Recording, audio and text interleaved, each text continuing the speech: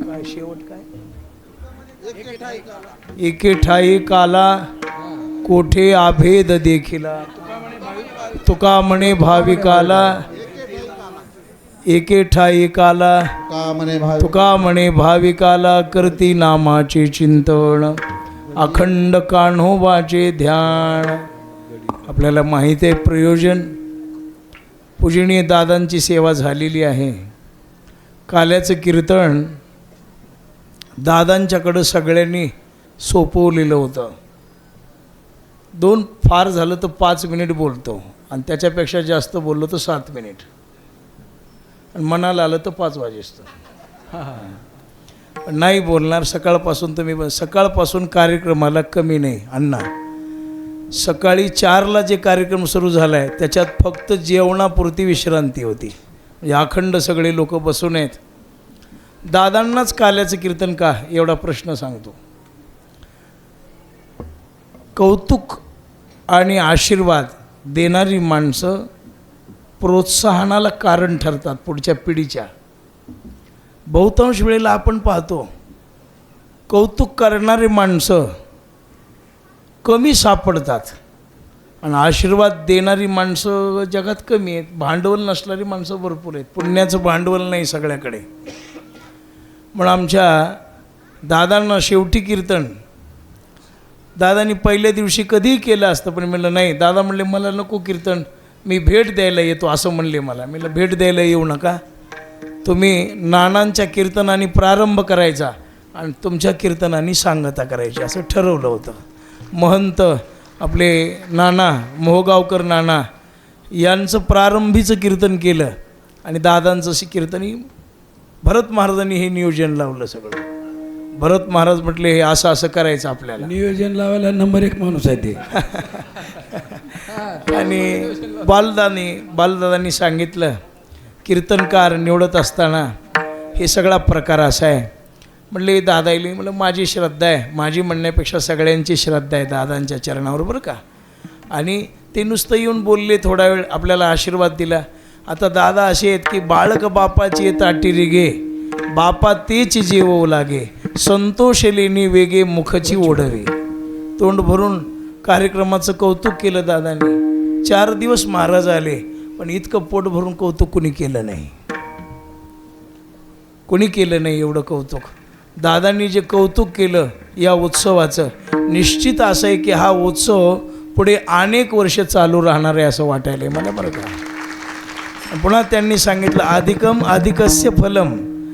अधिक महिना आणि या अधिक मासामध्ये एखादं पुण्याचं काम केलं तर ते 100 पटीनं फलं देत असतं आपल्याला. असा या मासाचा महिमा आहे. म्हणून इथल्या ग्रामस्थ मंडळीने हे शब्द मान्य केला. मोठं सहकार्य केलं इथल्या ग्रामस्थांनी. अन्नदान केलं नामचिंतन केली नियोजन लावलं सगळ्यांनी. हे कुणाचं बुटू करायला की बालू महाराजाचं मासू जा मोबाईल न्याला.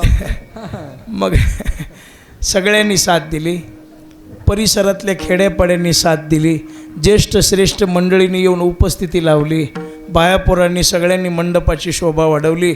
विशेष नाव कुणाचं न घेता सगळ्यांचे आभार मानतो. तुम्ही सर्वजण आलात. असंच प्रेम अखंड ठेवा. आशीर्वाद द्या. परमार्थ सिद्धीला जाईल. दुर्बुद्धी येणार नाही एवढी कृपा तुम्ही करा. तुम्ही संत माझी या कडा कराल दिटीचा बहुडा तरी तुम्हा मानेल एवढा होईन मी. याच्या पुढे मी काही बोलणार नाही. हा संकल्प माझा जरी असला तरी याला अनेक लोकांनी खतपाणी घालून मोठं केलेलं आहे आणि अशी सगळी मंडळी इथं उपस्थित आहेत. मी मगा विस्ताराने सगळं सांगितलं आहे कसा प्रारंभ झाला कुठे झाला. दर 3 वर्षाला हा कुठे ना कुठेतरी एका क्षेत्रावर करतो. आणि मी असं ठरवलं की दुर्गम ठिकाणी हाकेसाहेब हा उत्सव करायचा. कुठे करायचा? दुर्गम गावामध्ये करायचा नाही. हा कुठंतरी एकांतामध्ये करायचा. अंधारेश्वरला उत्सव ठेवल्यावर अण्णा म्हणले नाना काही येडे झालात का म्हणले. इथं जागा नाही.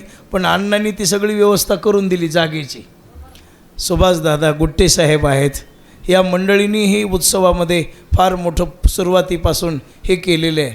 आणि इथं सुंदर जागा नियोजन आणि सगळ्या देवकरा गावाचा उत्साह आगळा आणि वेगळा आहे. एकदा देवकरा ग्रामस्थासाठी टाळ्या वाजवा सगळ्या. सुंदर नियोजन केलं सगळ्या भजनी मंडळींनी. भजन सगळ्यांनी सांभाळलं, भजन इथं येऊन सगळ्यांनी केलं. म्हणून या काका आणि सगळ्यांनी येऊन इथं सहकार्य केलं. सगळ्यात मोठे उपकार भजनी मंडळीचे आहेत बरं का. सगळ्यांनी येऊन भजनी मंडळींचे उपकार का, निष्काम सेवा केली अण्णा सगळ्यांनी. कोणती सेवा केली? एवढे टाळकळी गोळा करायचे म्हणल्यावर एका दिवसात ₹1,00,000 लागतील. लागणार का नाही बाबा? ₹1,00,000 लागतील इतके टाळकरी गोळा करायला. दादा कोणीही रुपया घेतला नाही आणि घेतला तरी मी दिला नाही. देणार बी नाही आणि देणार तर नाहीच. नाही पण कोणी आलंच नाही. मी देण्याचा प्रयत्न केला. नाही सांगायलो अपेक्षा नाही, पण माझ्याजवळ होते, मी देण्याचा प्रयत्न केला. पण ती मंडळी म्हणली पुन्हा उद्या येणार नाहीत आम्ही. म्हटलं नको राहू द्या, माझ्याकडे लक्ष्मी येते पण जात नाही. पकड आहे पकड. पण म्हणलं पण भजनी मंडळीचे उपकार, मृदंगाचार्य आणि आज विशेष उपस्थितीमध्ये आपल्या या वारकरी संप्रदायाचं भूषण पूजनीय तालमणी नामदेवदादा केंद्रे यांनी येऊन मृदंगाला साथ केली. महाराज संप्रदायातला खूप मोठा महात्मा, खूप मोठं नाव लौकिक यांचं आहे आणि त्यांनी इथं येऊन आपल्या उत्सवामध्ये आज मृदंग वाजवला. सर्वच मंडळींनी मृदंगाची साथ केली. सगळ्यांचे आभार मानतो, सगळ्यांना दंडवत घालतो. सुंदर भजनी मंडळी सगळ्यांनी. आमचा चेतन छोटा आहे, लहान आहे, पण सुंदर मृदंग वाजवला. यांचं काय नाव आहे? बालाजी महाराज. बालाजी महाराज ₹500 देऊन पाया पडा, नाव लक्षात राहते माझ्या. बालाजी महाराजांनी ते दगडवाडी करत बरं का. मग मला म्हणले नाना मी म्हणलं मृदंग वाजवा, पण म्हणले कधी? म्हणलं आज नाही, तुम्ही शिवभाऊ आहोत शेवटच्या दिवशी या म्हणलं. आणि आमचे कृष्णा महाराज कदम ढाळेगावकर त्यांनी सुंदर साथ केली. नुसती साथ केली नाही दादा, कृष्णा महाराजांनी या नियोजनात 50% वाटा घेतलेला आहे. किती टक्के? 50%. माणूस एवढा गोड आहे, उघडा पडत नाही, पण कुणालाही सहकार्य केल्याशिवाय राहत नाही. हे व्हिडिओ तुमचे काय जे मोबाईलवरती रोज हे यालीत का हे रील्स, हे व्हिडिओ, हे सगळे व्हिडिओ कृष्णा भैयांना बनवून दिलेले आहेत सगळे. आणि मला होऊन फोन केला, नाना काही चिंता करू नका, मला काय सांगायचं ते सांगा. म्हणले मी बनवून देतो सगळं कृष्णा. आणि नुसतं केलं नाही दादा, पोरं पाठवून दिले इकडं. कृष्णा भैयाने पोरं पाठवून दिले आणि ते पोरं पाठवून देऊन त्यांच्याकडून ते सगळं हे केलं. म्हणून मला त्याचा फार आनंद वाटला बरं का कृष्णा भैयाचा. तुम्ही सगळ्यांनी साथ दिली. आणि विशेष सांगतो अजून, सर्व गावांनी सारखी साथ दिली. सगळी गावं आले, सगळ्या गावातले टाळकरी आले, बायापुरं आले, दूरदूरून सर्व समाज आला. सगळ्यांचे आभार मानतो. काही एखादं नाव घेतलं तर एखादं राहून जाईल, पण सामुदायिक आभार मानतो सगळ्यांचे. आणि गहिनीनाथाने अशीच कृपा करावी. दादा म्हणले तसं, भवे भवे यथा भक्ती पादयोस्तव जायते तथा कुरुष्व देवेश नाथस्त्वं नो यतः प्रभू. किंवा सर्वे सुखिन्न संतो सर्वे संतो निरामयः सर्वे भद्राणी पश्यंतो मा कश्चित दुःखम वापनुयात. आता आजच्या महाप्रसादाचे जे अन्नदाते आहेत आमचे प्रल्हाद महाराज, यांच्याकडून सगळ्यांना विनंती आहे, कोणी प्रसाद घेतल्याशिवाय जाऊ नका. सुंदर नियोजन केलेलं आहे. इतका वेळ का लांबवलं त्याचं कारण होतं बरं का. गुटे गुरुजी, उन्हामध्ये पंक्ती बसवायला अवघड होतं. आम्ही 12 ते 2चीच वेळ पुकारली होती, पण गावातली सगळी मंडळी माझ्याकडे आली. सकाळी म्हणले नाना 2 वाजता ऊन पडतं आहे. आणि माझा हेतू हे होता की बाहेरून आलेले लोक आहेत. अण्णा भुसावळून माणसं आलेत, अकोल्याहून माणसं आलेत उत्सवाला, तेलंगणातून माणसं आलेत. आता ह्या लोकांना त्यांच्या रेल्वे गाड्या सापडल्या पाहिजे. पण मी सांगत होतो, म्हटलं आपण थोडं नाही, म्हणले ऊन आहे आणि लोकांना जेवायला, पण मट्ट्याची सगळी व्यवस्था करूनसुद्धा ऊन लागणारच आहे म्हणले. मग संदीपनं येऊन सांगितलं कानात, म्हणला नाना आज कीर्तनाचा टाईम जरी 12 ते 2 असला तरी थोडं पुढं जाऊ द्या. म्हणलं बा आता असं आहे, मी सध्या तुमच्या गावात ऐकावंच लागते म्हणलं. पण सुंदर नियोजन केलं. एवढ्या दुरून दुरून टाळकरी आले. पुन्हा एकदा टाळकऱ्यांचे आभार मानतो. असंच प्रेम अखंड ठेवा. काही चुकीउकी झाली असली तर सांभाळा बरं का. आता कसं आहे, तुम्हाला तर माझा स्वभाव माहीत आहे, दम तितकाच दमच निघत नाही अण्णा, काय करावं त्याला. एक बाई काल कूलर पसली उठच ना गेली. मी कूलर बंद केलं तिच्याच. ते म्हणले काय महाराज दांड आहे. इतका दांड नाही म्हणलं, कूलर फोडतोय पुन्हा. हां अशा काही थोड्या नियोजन लावण्यासाठी कधी कधी बोलताना कडू वाळकं तोडावे लागतात. कशासाठी? समाजाला शिस्त लागावी याच्यासाठी. जरी एखादा शब्द बोललो असलो, एखादा मुखातून गेला असला, तर कुणाच्या मनाला लागला असला, तर आपलं तसं मी बोललोच नाही, काही कुणाला बोललोच नाही. मला तरी वाटते की इतक्या सप्त्यामध्ये तोंडाला कुलूप लावलेला पहिला सप्ताह देव करायचा. मी काही बोललो नाही. आणि जरी एखादा शब्द बोललो असलो तर आपलं लेकरू म्हणून क्षमा करा. काही चुकीहुकी झाली असली, कोणाची काही गैरसोय झाली असली, बाहेरून आलेल्या माणसाची व्यवस्था, तसं तर आमच्या देवकऱ्यांनी सगळी सोय केली आहे. पण जरी कुठं कमी पडलो असलो तरी मी सगळ्यांचे आभार मानतो, सगळ्यांच्या चरणी दंडवत घालतो. असंच प्रेम ठेवा. आपल्याला इथंच थांबायचं नाही, हे लक्षात ठेवा. इथंच थांबायचं नाही. आपल्याला आपलं आयुष्य आहे तोपर्यंत ही वाट गोमटी वैकुंठाशी जाता रामकृष्ण कथा दिंडी ध्वजा. म्हणून हा उत्सव दर 3 वर्षाला होणारच आहे. कुठं का होईना, एका क्षेत्रावर होणारच आहे हा उत्सव. मला सगळे भागवतराव हे सगळे येऊन म्हणले नाना पुढचाही उत्सव इथंच करा. म्हणलं तशी आठ घालू नका. गहिनीनाथांनी बोलवलं करू, हा फिरता उत्सव आहे. गहिनीनाथ म्हणले करा तर करू, नाही म्हटले तर कुठंतरी क्षेत्र. आता पुढचे क्षेत्र असे सगळ्यांना पाहायला मिळावेत. एका ठिकाणी उत्सव नको. पण मी जरी नाही उत्सव केला तरी तुम्ही करा, तुम्ही गाववाले करा, तुम्ही करा.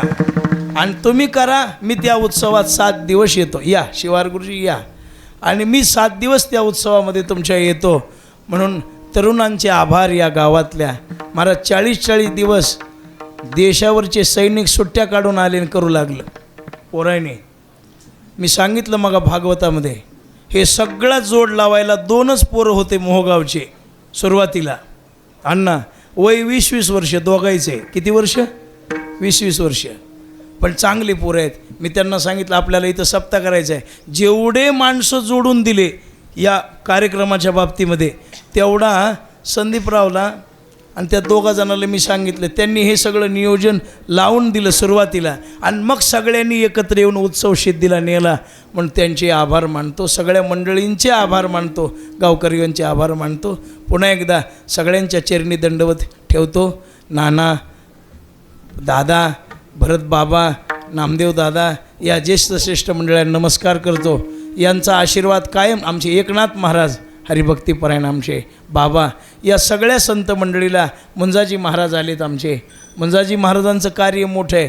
कधीतरी खापरटोंगच्या पलीकडे गेलात तर विठ्ठल टेकडी म्हणते, आपलं माधव टेकडी म्हणून त्यांनी सुंदर संस्था केलेली आहे. अशी काही आपली नवोदित तरुण मंडळी. आणि सगळ्यात आभार मानू नये, सगळ्यात आभार मानू नये पण मानतो आमच्या अमोल महाराजांची बरं का. उत्सवात सगळ्यात जास्त बेजार होणारा माणूस जर कोण असेल तर ते अमोल महाराज आहे. टाळ्या वाजवा. महाराज त्या माणसाला खूप छंद आहे, आवड आहे. आणि भगवंताची कृपा यांच्यावर व्हावी, बाकी काही नाही. आता विशेष असा थोडासा हे केलं. मी म्हणलं भजनेली नारळ प्रसाद काही नाही.